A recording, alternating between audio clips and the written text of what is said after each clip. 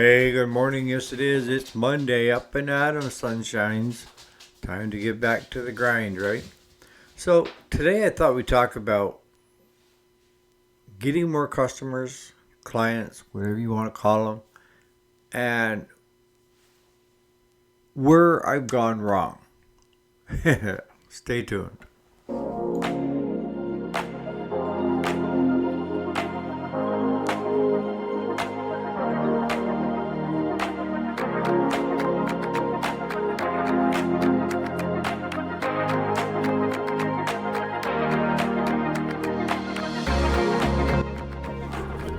Alrighty, welcome back to the channel. My name is Eric, if you didn't already know it. And yes, this is the weekday, Monday through Friday. Today is Monday, the 24th of November, 2025. So, what am I talking about?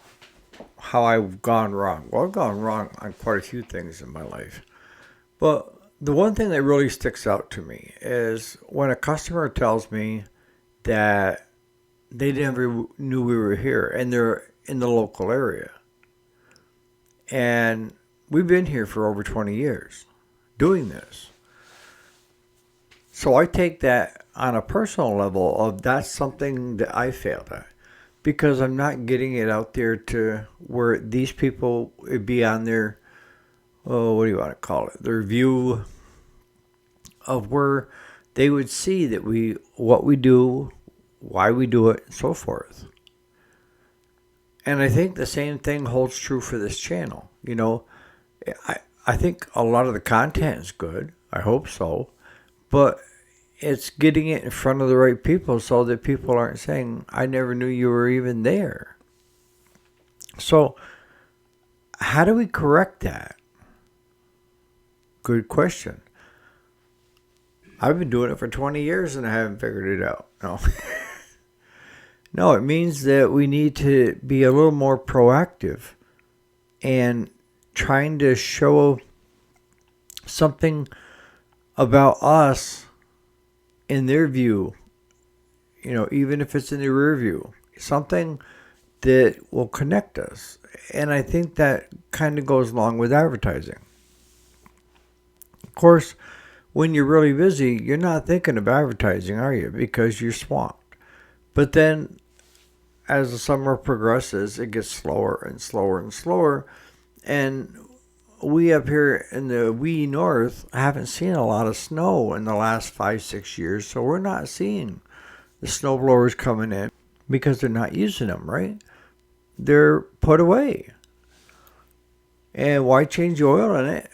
It's got fresh oil. We never used it. So that segment is gone. Well, you can do one of two things. You can either try to take on different areas, like add different services to what you do, or get in a good plan of where you have just as many customers coming from midsummer to fall and through the winter that you do in the springtime, right? So, that's the goal that we have, right? I'm not looking to become independently wealthy off of small engine repairs. Never have. What I am looking for is that at the end of the month, end of the week, end of the day, that we're staying profitable. And my son, he just went through this himself. Stop. He was talking about getting into a lawn care type business, and he started it last spring. And going into fall, it didn't materialize as good as what he thought it should. And I sent him a text. I said, look, you need to start watching my YouTube videos on what it takes to start and run a business. Rome wasn't created in a day, and neither is a startup. You're unknown. The only time I've seen startups really go is one that they put so much money into advertising they're in debt before they start, or it's food, like ice cream.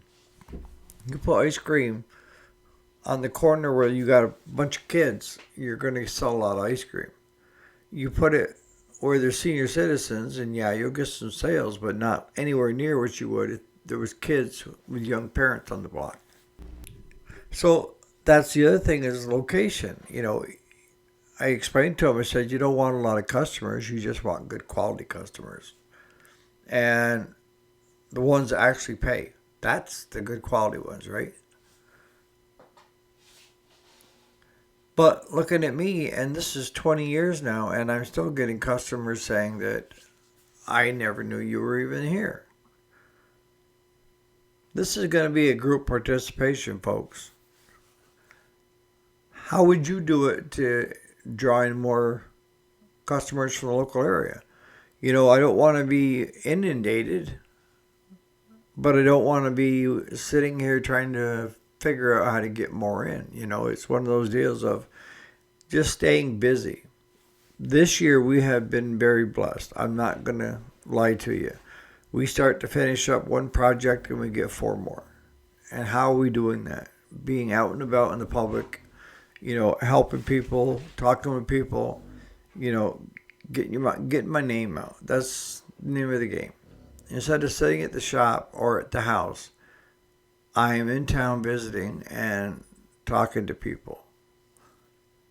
And I think what has also helped is I started on Facebook, kind of like a YouTube channel. I started a daily post, one that's uplifting, one that's positive message and stuff. And I started having more and more people ask to be on my friends list. And what was happening is people were resonating with my message and telling their friends, and their friends wanted to see the message too, but couldn't because I only had it set to whoever was on my friends list. So people couldn't share it to other people. That might be one thing right there, is to allow it to share my content that I have out there. Because I think people sometimes need to hear it, that they're not the only ones struggling, or how to do things that makes your life better. Or if you're a dumbass, it's only going to amount to just a short time and you're going to be off the hook because somebody else will be doing it. So in the comments, what would you recommend? How would you go about tapping into the untapped audience for more work at the shop? You know, YouTube views. You know, we're over 6,000 subscribers, and I feel very blessed to have that many, honestly. And, you know, I've had a couple guys that I was hiring, and the problem is they were increasing the views. But when I started looking at it, the average person that came to that increased view didn't stick around longer than 26 seconds. 26 seconds. So that tells me that it's being shown to the wrong group, because they aren't even interested in staying past the intro to even see what goes on. That's kind of like driving by the shop but never stepping in the door to see actually how things are and how it works.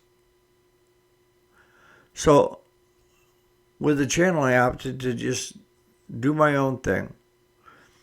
I use AI for the thumbnails of my picture and then art, whatever the topic of the day is and stuff. But other than that, it's strictly based on content, you guys, what you like, what you dislike. And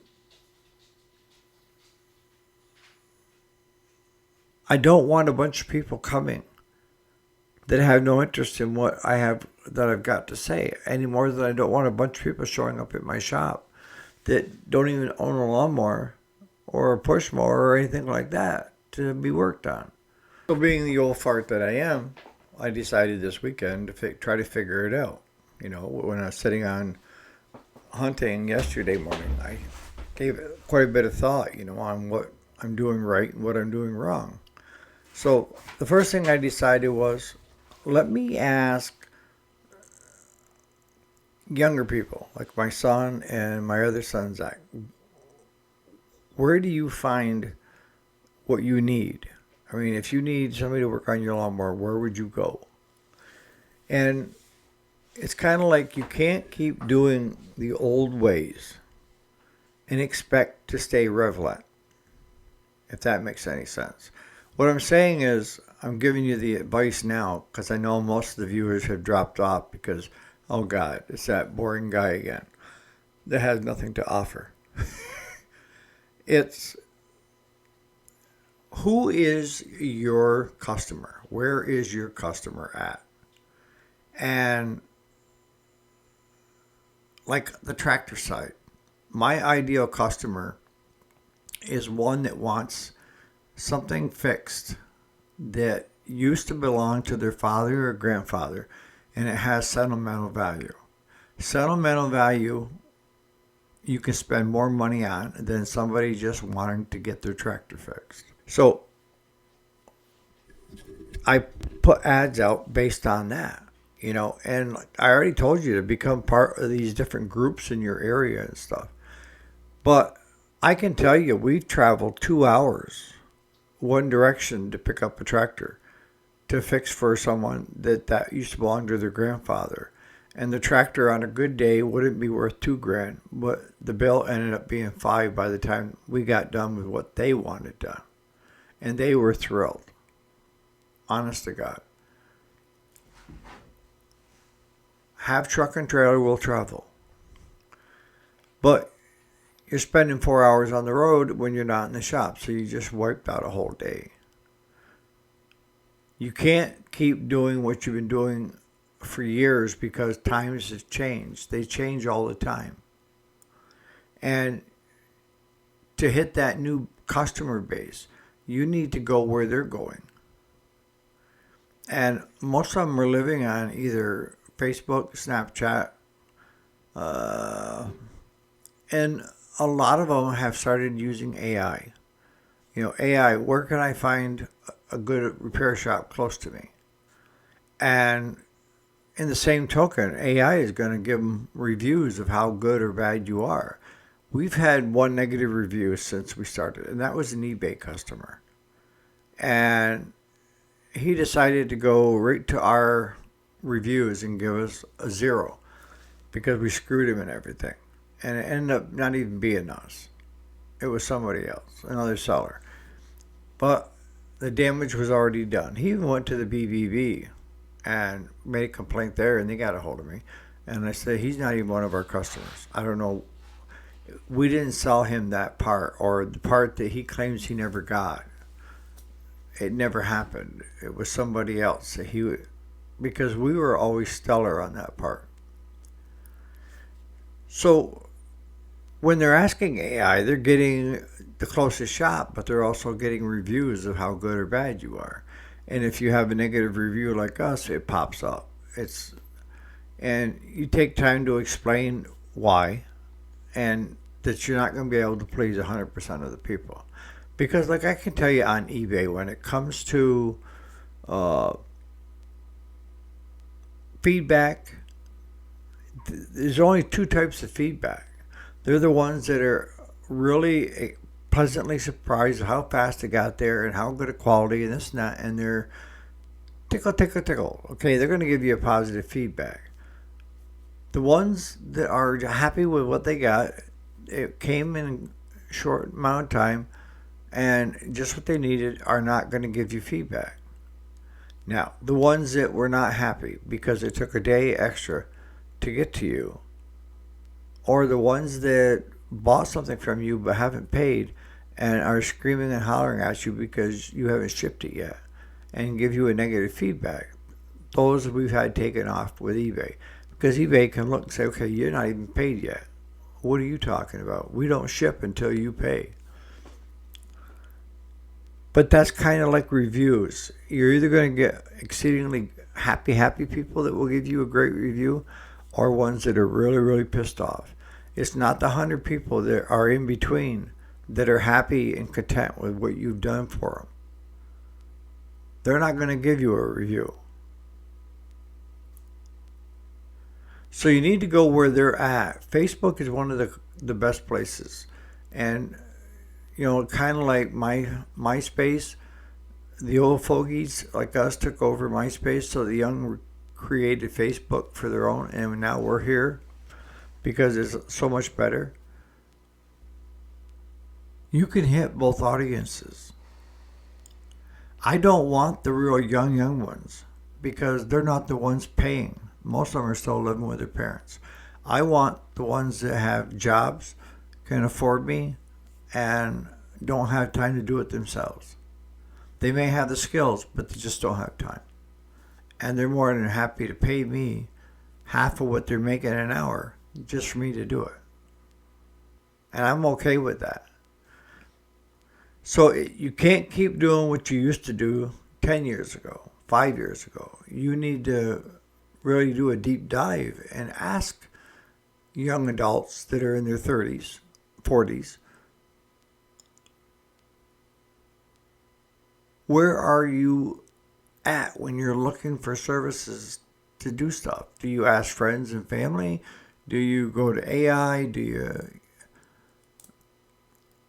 We post once a month, and actually the one that started the group for the 3 townships that we service said, you can do it once a week if you want, once a day. And I'm like, no, I don't like to be overbearing either. And sometimes you got to put it out in front of people a couple times just so they can see it.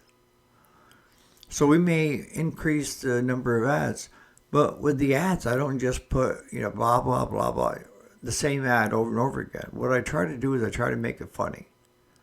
Like your lawnmower called me and said it needs an appointment to get fixed, spiritually and physically. We charge an extra service for you guys that are looking to upgrade if you want us to tell your wife it's not worth fixing. Those kind of things. It gets a chuckle and they remember you. All right? There's 2 ways to be remembered. One is somebody's pissed at you or somebody's happy with you and think you're funny. I'd rather be the happy, funny guy because that's the guy you're going to take your stuff to. And that's the guy you're going to share the ad with to your friends because you think it's hilarious, right? Case in point. If you're still doing the same old that you've done for the last 10 years, you need to change it up. Unless you have so much work that you don't know what to do. If you are slow, find out where these people are and go. And like I was saying, that I go to work, and then from work, I come back home and take care of my animals, and then I get in my chair, and then I have dinner, and then I go to bed. So I'm not out and about very much. But